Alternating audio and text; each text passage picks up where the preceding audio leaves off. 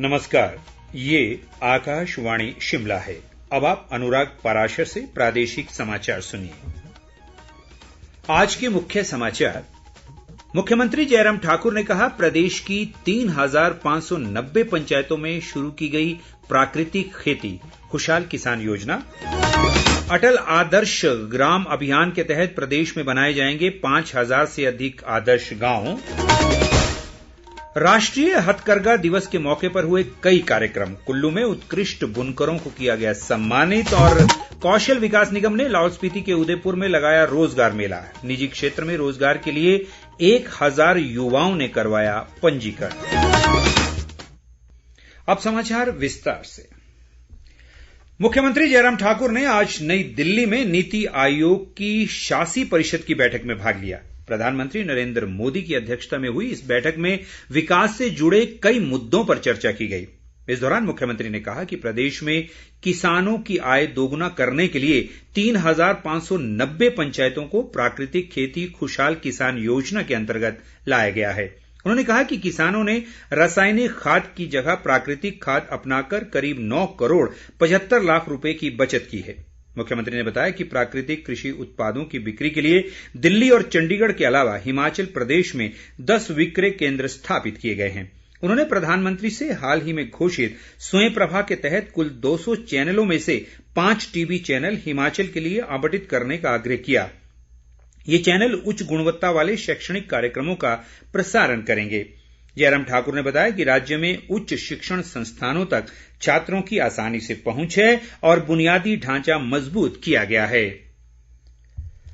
मुख्यमंत्री जयराम ठाकुर ने जगदीप धनखड़ को देश का उपराष्ट्रपति चुने जाने पर बधाई दी है। अपने बधाई संदेश में उन्होंने कहा कि जगदीप धनखड़ के व्यापक अनुभव से देश को निश्चित रूप से लाभ मिलेगा। भाजपा के राष्ट्रीय अध्यक्ष जगत प्रकाश नड्डा और केंद्रीय सूचना व प्रसारण मंत्री अनुराग सिंह ठाकुर ने भी उपराष्ट्रपति चुने जाने पर जगदीप धनखड़ को बधाई दी है।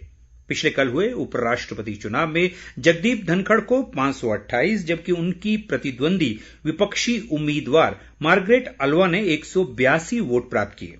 नवनिर्वाचित उपराष्ट्रपति 11 अगस्त को पद की शपथ लेंगे। पंचायती राज मंत्री वीरेंद्र कंवर ने कहा है कि अटल आदर्श ग्राम अभियान के तहत प्रदेश में 5,000 से अधिक आदर्श गांव बनाए जाएंगे। कांगड़ा जिले के बैजनाथ में आज एक कार्यक्रम में उन्होंने कहा कि इस अभियान पर 275 करोड़ रुपए खर्च होंगे। वीरेंद्र कंवर ने कहा कि प्रदेश में 2 अक्टूबर तक अटल आदर्श ग्राम अभियान चलाया जा रहा है। उन्होंने बैजनाथ में ठोस तरल कूड़ा कचरा संयंत्र का भी शुभारंभ किया। इस बीच वीरेंद्र कंवर ने जयसिंहपुर क्षेत्र के कंगैहण में करीब 1 करोड़ 60 लाख रुपए से बने गो अभ्यारण्य का शुभारंभ किया। उन्होंने बताया कि प्रदेश के विभिन्न गो अभ्यारण्यों में करीब 20,000 मवेशियों का संरक्षण किया गया है। उन्होंने कहा कि सुलह के नागड़ी में भी 1 करोड़ 17 लाख रुपए की लागत से गो अभ्यारण्य का निर्माण किया जा रहा है। सामाजिक न्याय व अधिकारिता मंत्री सरवीण चौधरी ने कहा है कि राज्य सरकार लोगों को गुणात्मक स्वास्थ्य सुविधाएं देने के लिए कृत संकल्प है। शाहपुर क्षेत्र के ततवानी में उप स्वास्थ्य केंद्र के लोकार्पण पर अवसर पर उन्होंने कहा कि स्वास्थ्य क्षेत्र में किए गए उत्कृष्ट कार्यों के लिए प्रदेश को राष्ट्रीय स्तर पर सम्मानित किया गया है। इधर खाद्य आपूर्ति मंत्री राजेंद्र गर्ग ने घुमारवीं विधानसभा क्षेत्र के लेठवी में जन समस्याएं सुनी। उन्होंने बताया कि क्षेत्र की लेठवी लंजता बेला सड़क को अपग्रेड करने के कार्य पर 3 करोड़ 80 लाख रुपए खर्च किए जा रहे हैं। ऊर्जा मंत्री सुखराम चौधरी ने पांवटा साहब क्षेत्र के राजकीय उच्च विद्यालय कंडेला का विधिवत लोकार्पण किया। उन्होंने कहा कि बच्चों की सुविधा के लिए जल्द ही इस विद्यालय में स्टाफ की तैनाती की जाएगी। प्रदेश में आज कोरोना संक्रमण के 193 नए मामले सामने आए हैं। इसके अलावा 204 लोग संक्रमण से स्वस्थ हुए हैं। आज कांगड़ा जिले में सबसे अधिक 48, चंबा में 35, शिमला में 30 जबकि मंडी जिले में 25 मामलों की पुष्टि हुई है। राज्य में इस समय कोरोना के 5,070 सक्रिय मामले हैं। प्रदेश में अब तक 3,04,629 लोग कोरोना संक्रमित हुए हैं, जिनमें से 2,95,385 लोग संक्रमण से स्वस्थ भी हो चुके हैं।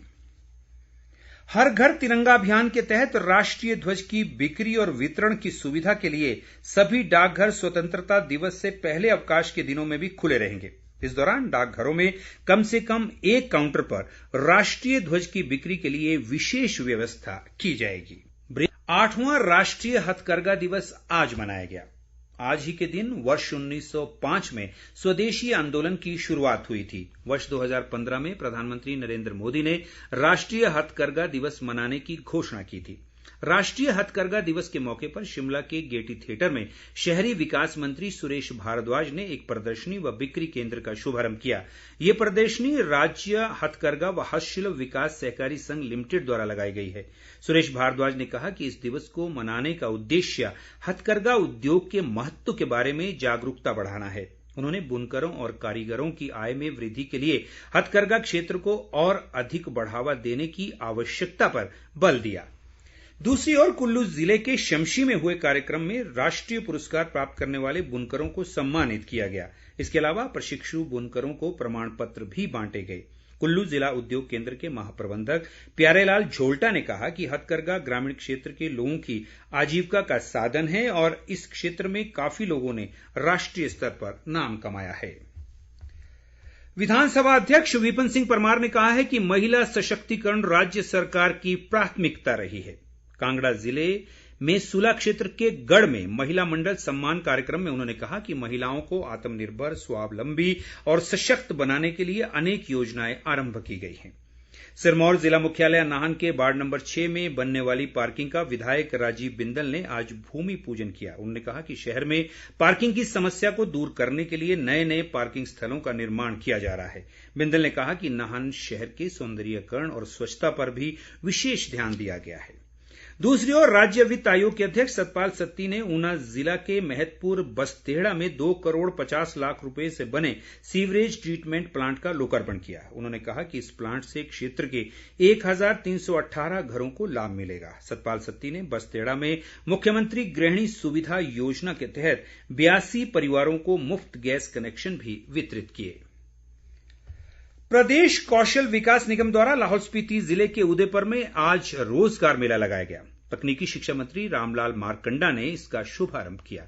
इस मेले में 15 कंपनियों में नौकरी के लिए करीब 1000 युवाओं ने पंजीकरण करवाया। मारकंडा ने बताया कि कौशल विकास निगम द्वारा युवाओं के कौशल उन्नयन के लिए कई संस्थानों के साथ समझौता ज्ञापन हस्ताक्षरित किए गए हैं। इस बीच तकनीकी शिक्षा मंत्री ने जिले के जूलिंग में चिनाब नदी पर 8.5 करोड़ रुपए से बनने वाले पुल का शिलान्यास किया। उन्होंने कहा कि क्षेत्र में सड़कों और पुलों के निर्माण पर 28 करोड़ रुपए खर्च किए जा रहे हैं। आजादी के अमृत महोत्सव के तहत 13 से 15 अगस्त तक हर घर तिरंगा अभियान चलाया जाएगा। नेहरू युवा केंद्र और भारत सरकार के युवा कार्यक्रम व खेल मंत्रालय द्वारा इस अभियान के संबंध में शिमला जिले में जागरूकता अभियान चलाया गया है। नेहरू युवा केंद्र की जिला युवा अधिकारी मनीषा शर्मा ने बताया कि सभी विकास खंडों में लोगों को तिरंगा फहराने के लिए जागरूक किया जा रहा है। युवा कांग्रेस ने देश व प्रदेश की ज्वलंत समस्याओं की थीम पर आधारित इंडियाज राइजिंग टैलेंट कॉन्टेस्ट शुरू किया है।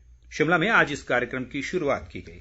इस दौरान कांग्रेस की राष्ट्रीय प्रवक्ता अलका लांबा ने कहा कि इस मुहिम के तहत 15 से 35 वर्ष के युवा बेरोजगारी व महंगाई सहित अन्य मुद्दों पर 1 मिनट का वीडियो तैयार कर व्हाट्सएप नंबर 8894148893 पर भेज सकते हैं। उन्होंने उम्मीद जताई कि ये मुहिम केंद्र सरकार को अपनी कथित जन विरोधी नीतियों से पीछे हटने को मजबूर करेगी। और अंत में मुख्य समाचार एक बार फिर। मुख्यमंत्री जयराम ठाकुर ने कहा, प्रदेश की 3590 पंचायतों में शुरू की गई प्राकृतिक खेती खुशहाल किसान योजना। अटल आदर्श ग्राम अभियान के तहत प्रदेश में बनाए जाएंगे 5000 से अधिक आदर्श गांव। राष्ट्रीय हथकरघा दिवस के मौके पर हुए कई कार्यक्रम। कुल्लू में उत्कृष्ट बुनकरों को किया गया सम्मानित। और कौशल विकास निगम ने लाहौल स्पीति के उदयपुर में लगाया रोजगार मेला। निजी क्षेत्र में रोजगार के लिए 1000 युवाओं ने करवाया पंजीकरण। इसी के साथ ये समाचार बुलेटिन समाप्त हुआ। नमस्कार।